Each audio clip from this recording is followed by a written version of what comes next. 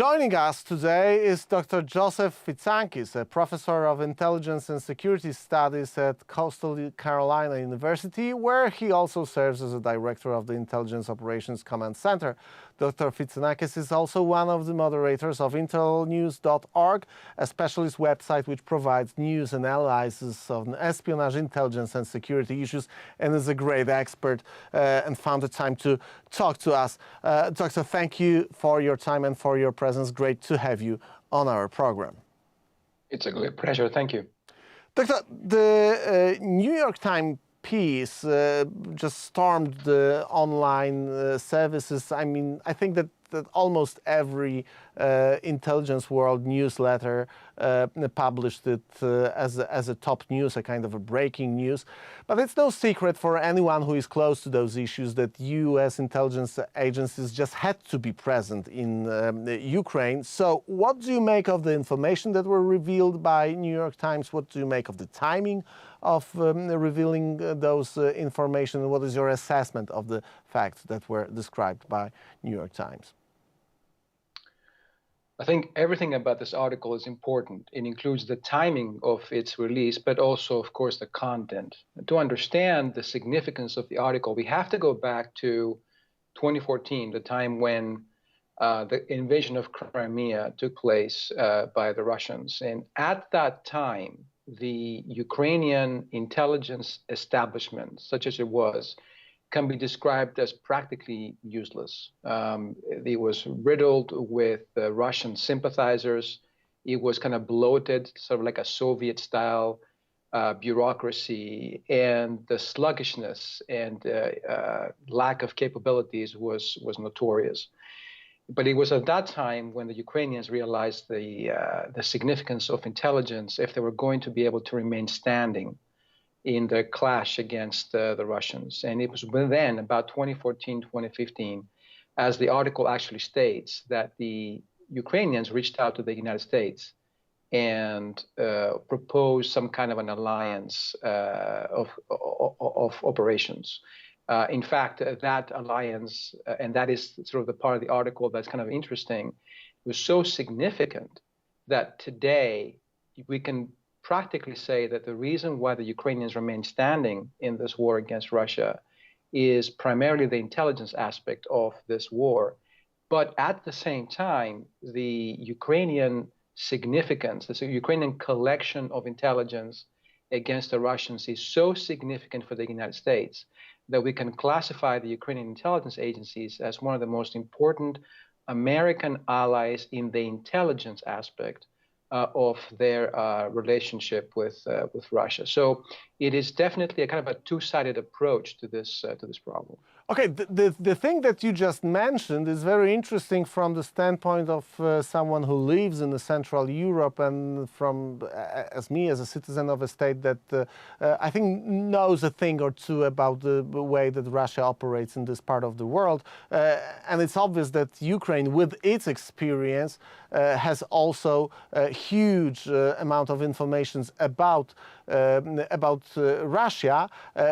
What is the nature of or actually what is the value of the information that Ukraine can gather about Russia, as we are talking about the state that was in a kind of Russia, was in a kind of long-standing negotiation process. We remember meetings of NATO-Russia Council during the NATO summits. We remember the long years of reset policies. And on the other hand, and we know this from the discussions with the representatives of American intelligence community, in this community there was no doubt that Russia is still ruled by a KGB officer, and it means that Russia is still the same or almost the same state as it was before 1989. So what does American intelligence community make of those 10 years of war on two stages of the Russian invasion against Ukraine? I'm glad you mentioned the reset era. You know, American intelligence went through a period of sort of disregarding Russia in the 1990s. There was a time when many American Russia experts or Soviet experts retired, moved on to other things, because in those days, Russia and Russian intelligence was not particularly of interest to the United States. That was something that is now being regretted, right? So there was a gap in understanding of Russian intelligence, especially the transition between Soviet times and the Putin era. And so when the war began, and I'm referring here to 2014, not 2022, America found itself unable to collect enough information inside Russia. There's a lack of Russian language experts and language culture, Russian culture experts inside the United States intelligence community. There's a lack of forward operating bases near Russian territory. It's very difficult for Americans to collect intelligence inside Russia. It's referred to often as a denied area for American intelligence. So the best the Americans could do historically is to recruit Russian officials outside of Russia.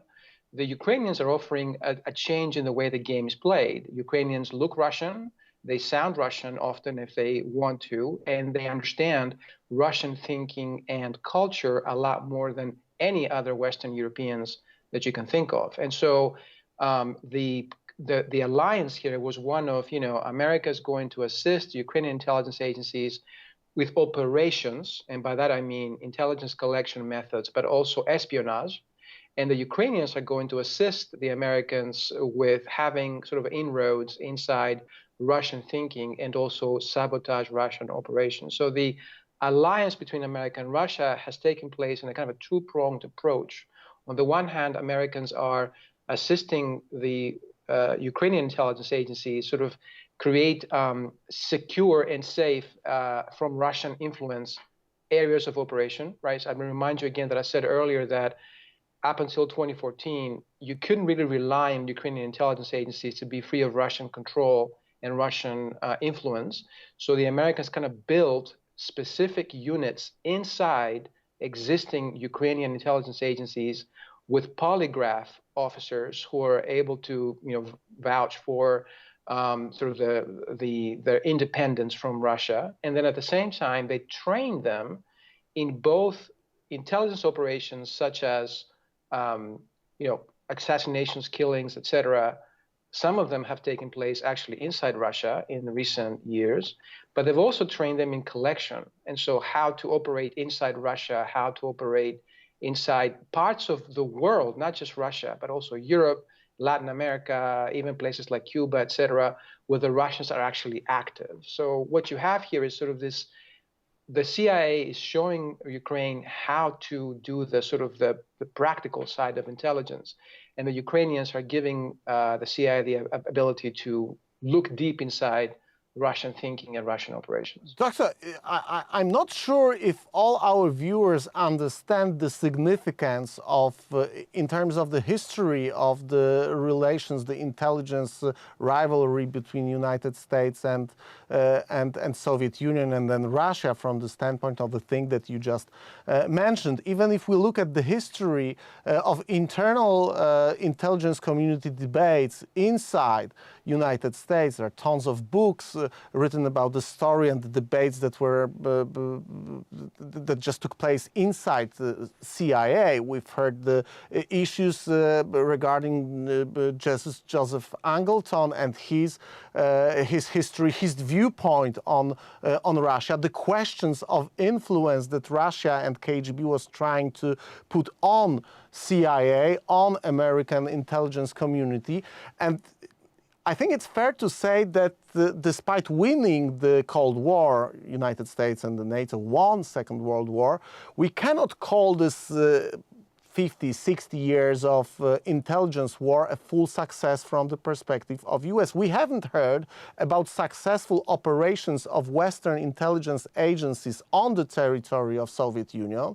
And even if we look at the Wikipedia text about the recent fires in distant plants and industrial complexes inside Russia, and there are tons of them, and there are unexplainable, we are thinking about the breakthrough. If that's, at least part of it, is a part of intelligence work, we didn't see any kind of this successes in the history of relations between US and Russia. Would you agree with that? I would agree with you 100%. Even though the Cold War was won by the United States quite resoundingly, we can't say the same exact thing about the intelligence side of the war. The Russians often scored successes in the intelligence aspect of this Cold War clash that remain impressive to this day. And the reason for it is because the United States primarily focused on technological collection, right? So we have agencies like the National Security Agency, which is the largest US intelligence agency by far, and one of the largest in the world, if not the largest in the world, that concentrated on finding information about the Russians without going there, essentially, because it was so difficult to actually spy on the ground inside Russia and even the Russian satellite countries that were very tightly controlled by authoritarian governments. Now, that, of course, can give you a number of successes, and the NSA had a number of those during the Cold War. But the problem with having a lack of human intelligence operatives inside your adversary's sort of territory is that you can see what they're doing, but you can't understand the why, the motivation. What exactly are they thinking? So when Putin took over Russia, the Kremlin, he designed a system of government that was so centralized, but decision making is so centralized that you're going to have someone very close inside Putin's inner circle to understand what he's thinking. The satellite photos and the intercepts of wiretaps and things like that are not sufficient. And so that's the problem the Americans have had ever since Putin took over power in the Kremlin. And the Ukrainians are offering the ability to operate deep inside Russian territory for two reasons. As I mentioned before, they can play that part very well. Physically, they can do that, but also they're willing to do it. Not everybody's willing to do that. This is very dangerous kind of stuff to operate deep inside adversarial territory. Some of these cases you've mentioned of fires and explosions and even assassinations, you cannot conduct those unless you have very active, very well-trained, quite extensive cells of operatives deep inside Russia. And again, historically, American intelligence has had a problem being able to fulfill that mission or that role. The Ukrainians appear to have no problem with that. They did need some training, quite a bit of training, actually. The CIA kind of fulfilled that role. But at this point, the intelligence war inside Russia is very developed. And I would say it's a major aspect of the war that typically media reports do not give it enough attention. That's why that article that you mentioned is so important. There is also a counterintelligence aspect of the process that we are talking about, and I assume that the reason for which the polygraphs were in use, and this is the reason why we have this kind of information, because historically another problem with post-communism as a system, and we've read it and we struggled. We had problems inside Central Europe, inside Poland, as well with the, if we can call it a heritage or a bad history of the people who were part of the Soviet intelligence community. The infamous story of Mr. Sims, who was himself a part of the communist regime apparatus, and then he was working for Russia, FSB, KGB, when the Baltic states joined the NATO is just one example, but there are tons of these examples. So what is the level of risk assessment? Because it's kind of joining the whole intelligence apparatus of a former Soviet Union republic, which Ukraine was, with all the history, with all the knowledge, with understanding of Russia, but on the other hand, also with infiltration of the Ukrainian services by KGB, FSB, whatever you call it. This poses risk for US intelligence, a risk of infiltration. How do you handle this kind of things? Well, you've noticed, of course, there is a sort of the other side of this coin, which is that since the invasion of Ukraine began in 2014, but more recently, since 2022, we've had a wave of expulsions of Russian quote-unquote diplomats from European capitals throughout the continent. So there's a reason for it. The reason for it is that these expulsions were sort of preemptive. to try to limit the ability of Russian intelligence officers to be in contact with European officials, both in Eastern Europe, but also in Western Europe. So they cannot recruit, essentially. Now, that has been sort of an interesting approach to the problem.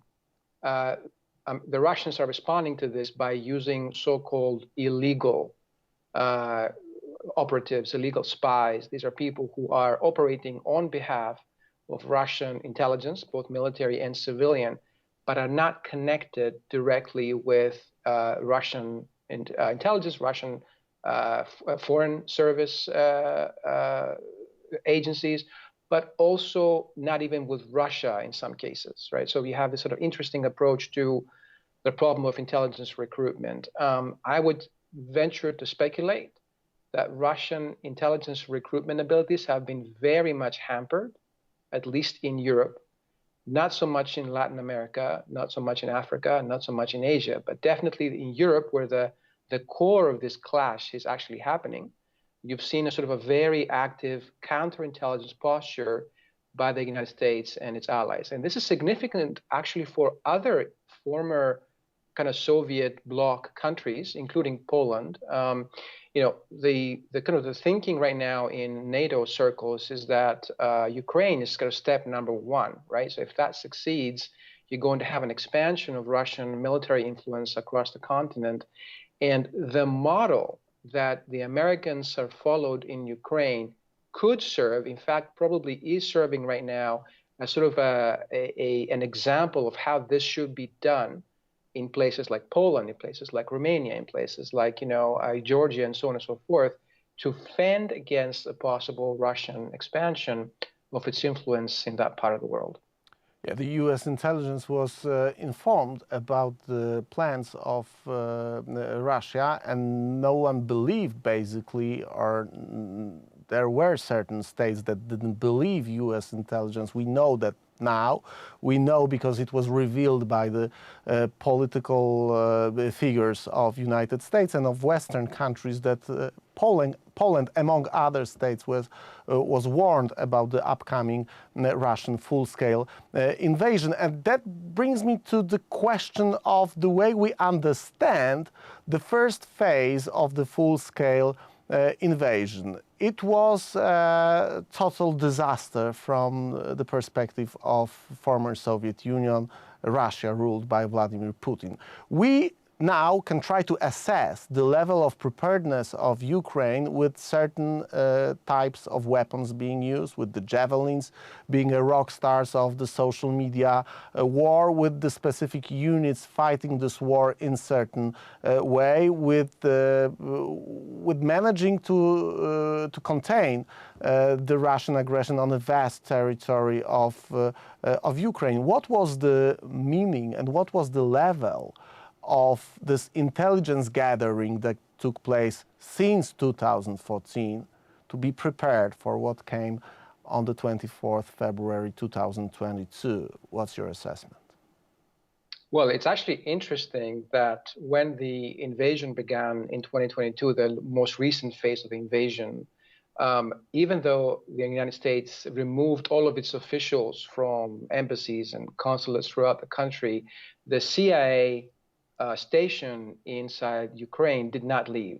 That is not something that happens on a regular basis. I mean, you have dozens, probably even more than 100 operatives, American operatives, that remained on the ground in Ukraine throughout the first phase of the war. And I think that the intelligence, not just collection, as you mentioned, but also training, particularly of special forces inside Ukraine, we can credit that, at least I personally would credit that, with Ukraine's ability to defend itself against Russia. I mean, I will remind you of the significant battle at the Hostomel airport in the first couple of days of the war that most military tacticians credit as the reason why the Russians were unable to basically have a foothold inside the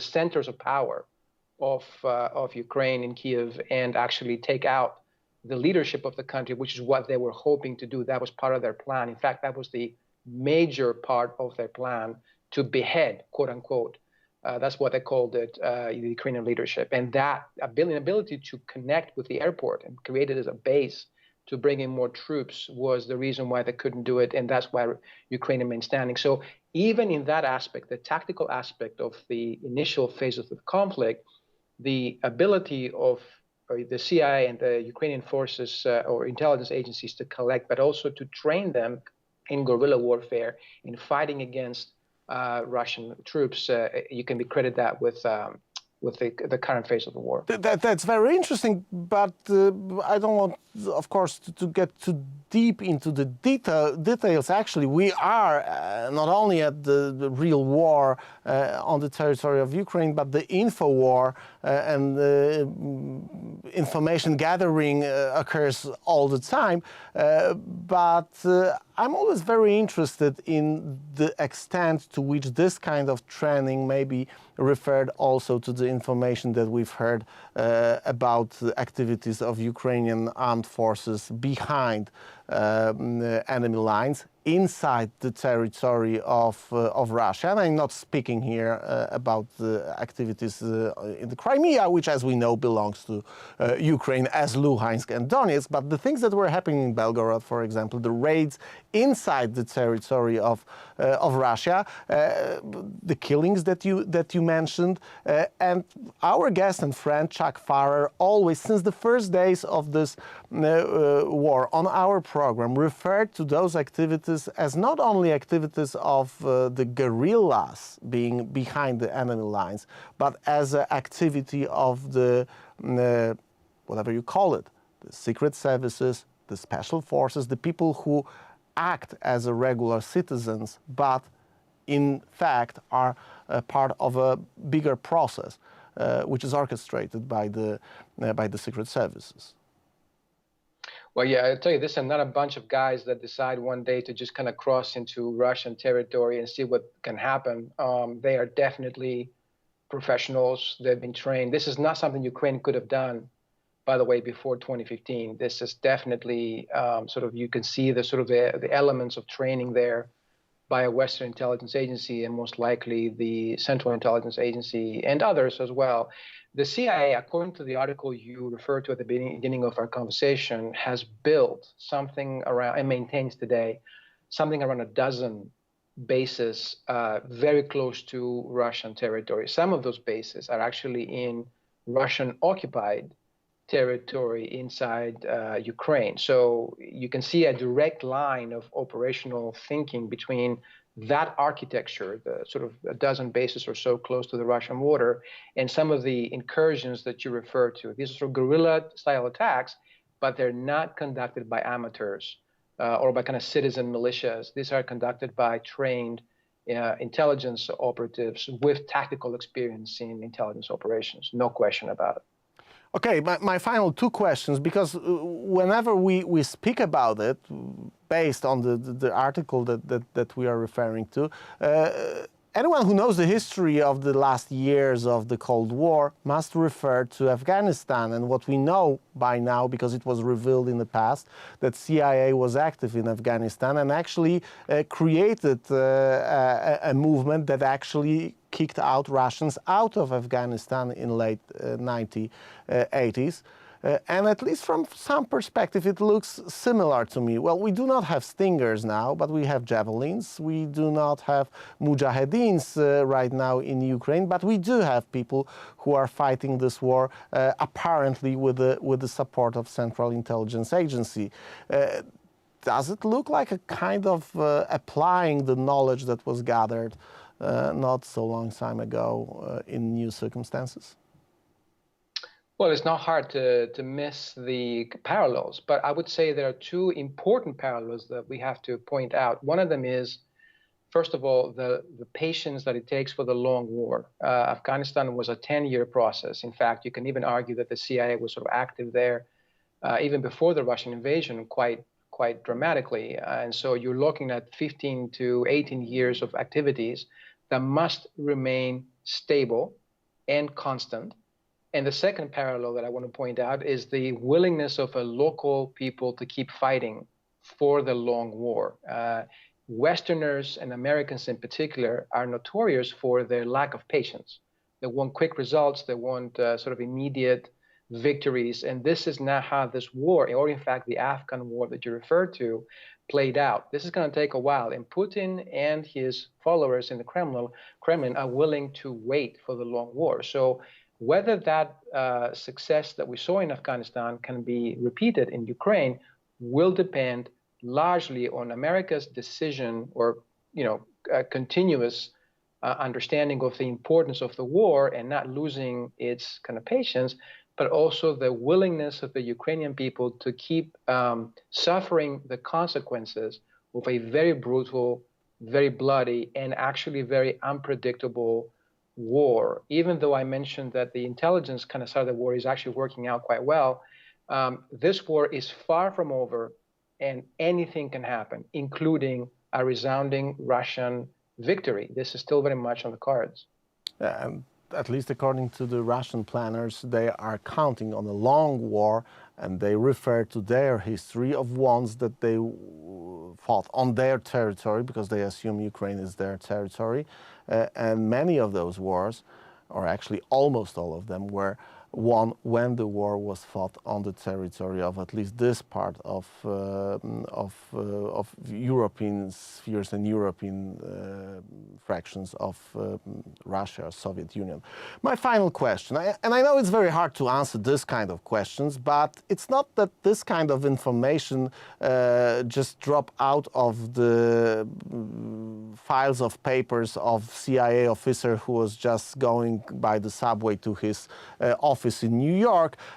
Usually there are decisions to leak this kind of information. We of course do not know that for sure, but at least we should assume.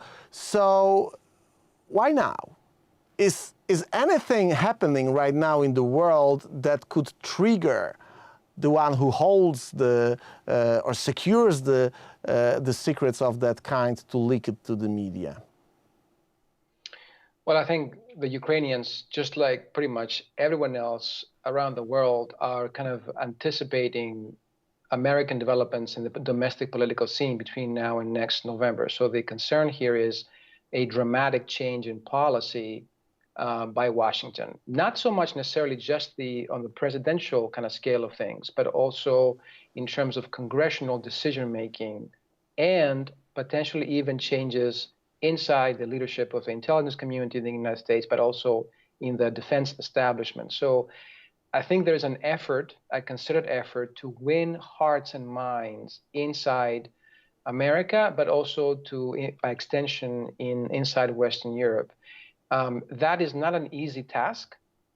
As I mentioned before, there is a kind of a lack of patience on the Western European and American side, but also there's a sort of cracks appearing in the resolve and the commitment of Westerners to contain Russia in Ukraine. So I think the timing of the article is at least as important as the contents of the article. Both are part of this intelligence war that's taking place right now on a global scale. Yeah, definitely we can talk about at least a partial success of CIA in that regard. That's obvious. But I remember back in 2013 and 2014, I think it was the last book of Tom Clancy, when Tom Clancy was still alive, was exactly the book about this kind of activity of Central Intelligence Agency in Ukraine, with the scenarios that now seem to be, as in many books of Tom Clancy, just referring to the real activities of the real intelligence services. The book is very interesting. There were some other books by Tom Clancy after he passed away, but by different authors. I think that this one was the last one that was written by him. Doctor, thank you very much for your time, for your insight, and for your help in understanding this groundbreaking article. Hope we're going to have a chance to talk again soon. Always a pleasure. Thank you very much. Ladies and gentlemen, you can leave us your email here on rachoń.com. That's our Substack. And if you leave us your email, we'll try to get back with the reports from the front lines of the ongoing war against the West that we try to follow on our program. Stay safe. See you tomorrow. Ciao, ciao.